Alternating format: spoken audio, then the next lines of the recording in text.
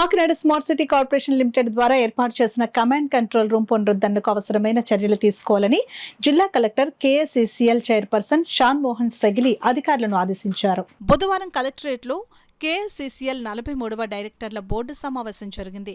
ఈ సమావేశంలో కలెక్టర్ షాన్ మోహన్, కాకినాడ నగరపాలక సంస్థ కమిషనర్, కేఎస్సీసీఎల్ సీఈఓ ఎండీ జె వెంకటరావుతో కలిసి స్మార్ట్ సిటీ ప్రాజెక్టు పనులపై సమీక్షించారు. తొలుత కేఎస్సీసీఎల్ ద్వారా చేపట్టిన పనుల పురోగతి, ఇంతకుముందు డైరెక్టర్ల బోర్డు సమావేశంలో తీసుకున్న నిర్ణయాల అమలును సమీక్షించారు.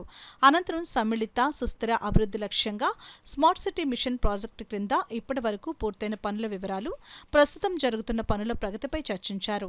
ఈ సందర్భంగా జిల్లా కలెక్టర్ మాట్లాడుతూ కాకినాడ పట్టణాన్ని ఆకర్షణీయ నగరంగా తీర్చిదిద్దేందుకు అధికారులు కృషి చేయాలని అన్నారు.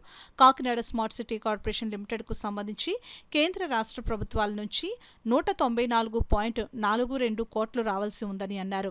కేఎస్సీసీఎల్ ప్రాజెక్టు కింద వివేకానంద పార్క్ వద్ద ఏర్పాటు చేసిన కమాండ్ కంట్రోల్ రూమ్ పునరుద్ధరణకు అవసరమైన చర్యలు తీసుకోవాలని ఆయన అధికారులను ఆదేశించారు. ఈ సమావేశంలో ADC CH Naganarasimharao, superintendent engineer P Venkatrao, KSCCL director JNTU professor doctor JVR Murthy, స్వతంత్ర director TVS Krishnakumar, company secretary M Prasannakumar, ENC public health Anandarao తదితరులు పాల్గొన్నారు.